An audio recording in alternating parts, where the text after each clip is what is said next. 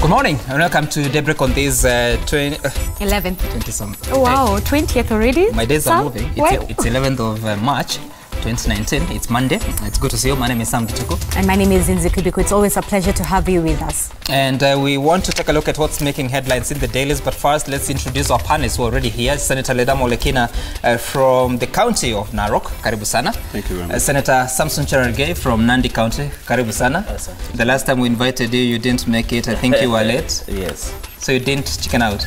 No, I didn't. Okay. I rarely do. You rarely chicken out, but when you do, you do. Yeah. I don't chicken out, I just stand down. Okay. On the front page of the Standard, 1 year wait for mom ends in grief. The horror. Scheduled flight from Addis Ababa to Nairobi goes off radar. There is panic. Anxious relatives troop to JKIA as news of tragedy filters in. And condolences as leaders mourn with families of crash victims. On the front page of the Standard, you'll see that image of Peter Kimani with his daughter Gloria Wangari at the Jomo Kenyatta International Airport yesterday, where they had gone to receive his wife Florence Wangari. And Florence, who had been away for a year, was killed in the Ethiopian Airlines plane crash yesterday. Our condolences, thoughts and prayers to the family. No, this is so sad. I believe this story on page 3 really puts for you a perspective that it's not just 32 a number or 157 people. For this small girl and this gentleman, it was a mother and a wife that they hadn't seen for an entire year.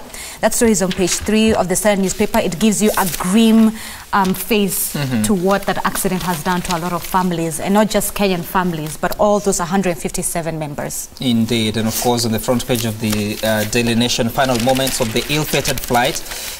You'll get some details of what really transpired, and Kenya suffers the largest number of casualties, including corporate chiefs, academics, and researchers. So far, a total of about 32, but that list or that number could rise, bearing in mind that there are certain families or persons that perished that had links with Kenyan parents, and blow to families waiting in vain for their loved ones to arrive, only to be hit with news that no one survived. So on that page, on that front page of the Daily Nation, you'll see an image of the site of the crash as taken by eyewitnesses and shared across the world. Just to also share some of the other numbers, like we told you, 32 Kenyans, 18 Canadians, 9 Ethiopians, 8 Chinese, 8 Italians, 8 Americans, 7 French, and 7 British. Of course, and Egyptians were 6, the Dutch citizens were 5, 4 persons were holding UN passports. There were 4 Indians, 3 Russians, 2 Moroccans, 2 Israelis, 1 Belgian, 1 Ugandan, 1 Yemeni, 1 Sudanese, 1 Togolese, 1 Mozambican, and 1 Norwegian. All right. Indeed. So I think we begin from there before we go into the other details of what's happening in the dailies. And first of all, your thoughts this morning about all this. I want to join the rest of the world in mourning the lives that were lost, unfortunately, yesterday through that tragic accident, and to pass our deepest condolences and our prayers and thoughts with the families. Secondly, it is so sad because Ethiopian Airlines is one of the biggest in East Africa, alongside KQ, among others. And it is so scary because I have so many friends in Addis and Ethiopia, which sometimes most of us travel to and from. But we hope, I have seen China and I've seen various statements from the manufacturer that they are going to give technical assistance, and it seems this kind of model has a problem coming after Lion Air got the same accident, same model. And now barely a few months later, we have another Med and Mech having the same accident. And I think they should be something that they should be drastic. I would also want to see, alongside providing technical assistance by the company, Boeing, they should also ensure that they compensate both the airlines and various victims of this unfortunate tragic accident in the aviation industry. So our prayers and condolences to Kenyans and other people who lost their loved ones during this tragic accident. Senator? We've lost 157 citizens of the world. It's one of the saddest moments in any part, and particularly back here in Kenya, having lost 32 Kenyans. My heartfelt condolences. It is something sad. You never know. In Masai, we have a saying that says, you know where you're coming from, but you don't know where you're going. And this happens. But I think this also, one of the things that I appreciate is that the first person who broke the news was the Prime Minister. Right. So it showed a lot of coordination in terms of trying to break the news. And what I've read is that they did so after they notified the 157 families. So it showed a lot of humility and it showed a lot of care in the part of the Ethiopian Airlines. Ethiopian Airlines is a great airline. I've flown Ethiopian Airlines for many times. And it's an airline that values its customers. So I don't think this should be one that should worry so many people. These things happen. It's very scary when you're leaving a country that you've lived for a whole year and you're looking forward to seeing your family. Right. And then all that just perish.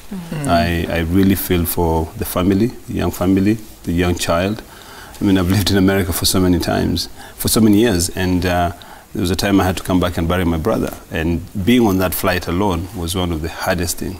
I also remember way back when we had a crash, KQ airline, and we lost a relative.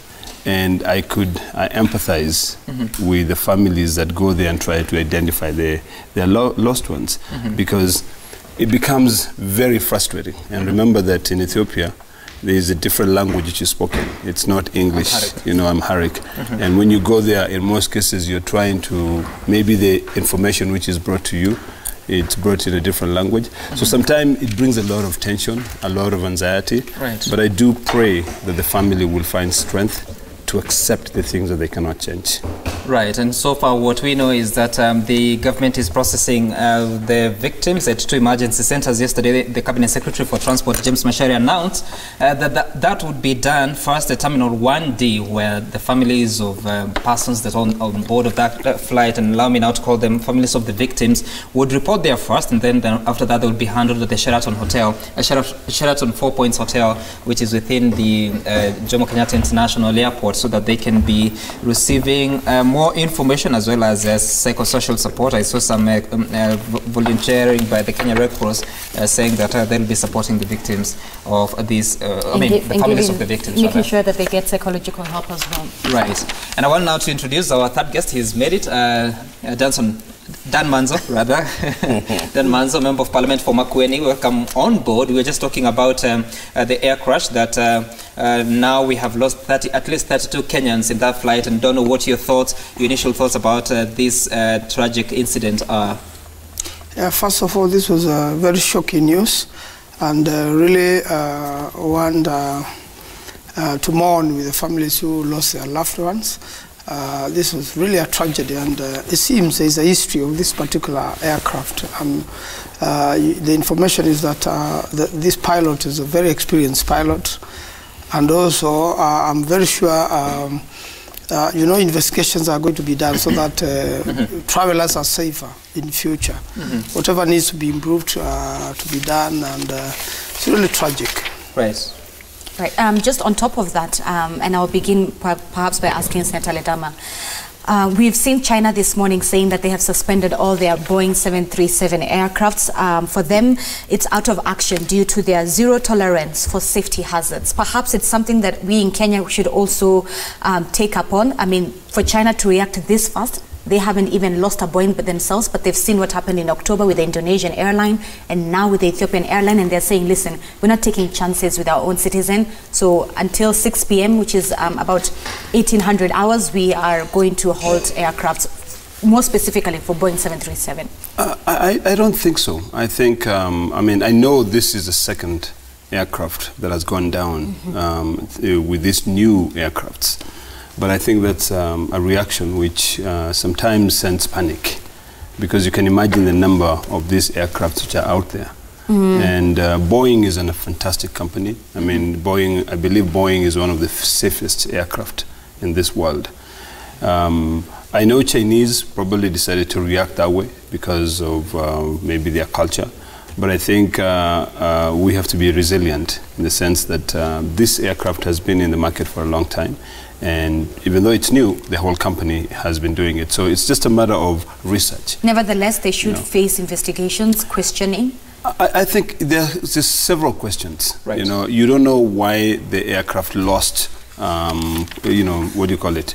It lost connections about 6 minutes. Is it 6 minutes after it took off? Yes. So I think those are some of the things that you need to look at. An aircraft engine can fail, and this is an accident. So I think it would be a little bit nonsensical for us to say, because all Toyotas, because we have got, you know, maybe we get a brand new Toyota Lexus or something that gets on the road, and then before you realize, 2 of the new ones that comes to Kenya have terrible crashes. Right. I think it is important to engage. Instead of suspending the aircraft, I think it's important to engage with the manufacturer, given that the airline itself had indicated that this aircraft had gone through a routine maintenance in early January. Right. So this could just be something which was a mishap. So I don't really subscribe to the same thoughts as the Chinese do. All right. All right. We'll shortly be talking to an air safety expert, that is by the name Nen BW, who has been an engineer and working with the aircraft accident investigations for some time to just understand what needs to be done. But still on page 3 of the Daily Nation, you'll see that Boeing is claimed to have withheld information on 737 MAX. The company failed to tell airline pilots about features of a new flight control system suspected of playing a role in the fatal crash of an Indonesian 737 MAX plane, according to pilots who fly the jet in the US. That is the incident that occurred last year in October, now killing 189. So this is another flight that has gone down and killed 157 in just a span of about 5 months. So as we look into these, maybe Dan Manzo, I'm sure sometimes you use the air transport to go to wherever you may want to go. Yes. I don't know what really goes through your mind as you go through this, because I know that there is the perception that it is one of the safest means of transport, because there's no competition up there. But really, what is your experience? My experience is that and one time I traveled to Charlotte and saw a plane, you know, which crashed in a river in New York. And, you know, there's a museum there, and everybody was saved. In fact, if you remember the story of this particular plane, it went through bars, and bars went through the engines, and the 2 engines went off. The pilot, there's an interview there of the pilot, and he was guided by the radar to go back, but he had to use his initiative to save all the people on board. So he disobeyed the person on ground and went on to land the aircraft safely on water. And he was careful enough to make sure that he doesn't break it into 2, and everybody was saved. All the, you know, even the soda in that, even a pen in that plane, you know, is in that particular museum. This tells you about the safety, you know, of aircrafts, and the manufacturers are usually very careful, and there are very many other ways. You can see this particular pilot reported and was told to go back. You can imagine the turning probably, or he must have made every effort to land these people safely, but you know, unfortunately, this was really fatal. So ordinarily, I don't think people should be scared of air travel. Ordinarily, what follows after this, there will be serious investigation, and every bit of it will be done so that whatever went wrong is rectified, and that there's no likelihood, you know, of a person, you know, has losing lives again because of air travel. Ordinarily, before a plane takes off, there's a lot of checks. You know, it's computerized, and everything reports okay before it takes off. So for this to happen, really something must have gone wrong. Right. Senator Cherargei, perhaps you could indulge us perhaps in what you'd like to see the Kenyan government doing in terms of compensation. Yes, it was not a KQ flight, but 32 Kenyans were there. What would you want to see the government doing? I would want to see the government in assisting, because it seems there is a lot of secrecy, and Boeing company is accepting that there is some information of the new model that they might have withheld.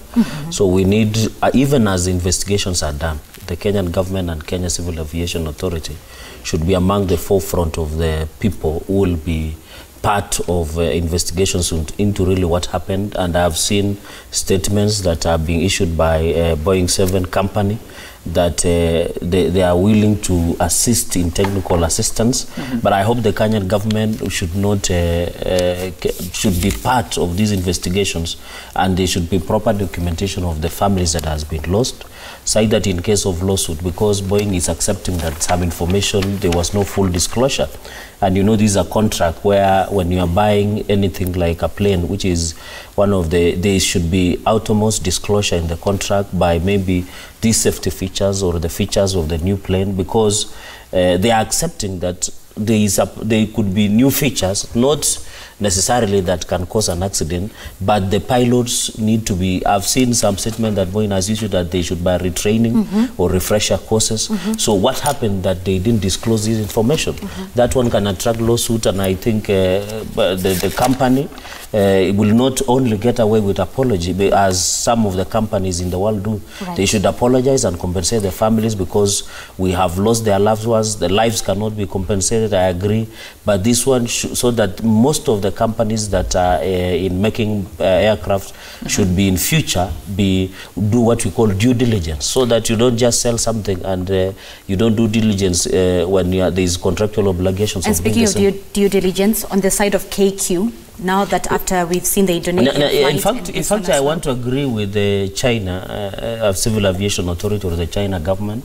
I think those are important steps that we should take. We should be cautious than rather being sorry, because if they are downing all this model from flying in the skies of across the world, it is very important because the company is accepting that the pilots could not be aware of some of the features that has been introduced. So it is more safer to ground these planes until we establish and come up with a more elaborate and detailed investigations into some of these issues. So I agree that Kenya Civil Aviation Authority, the KQ, should be very keen with such development, so that there is no need of, I know flying is, air transport is one of the safest mode of transport across the world, but it is important that KQ and Kenya Civil Aviation Authority be very keen and focused to ensure that if there are any issues that might arise on the safety use of this plane should be carefully considered into focus.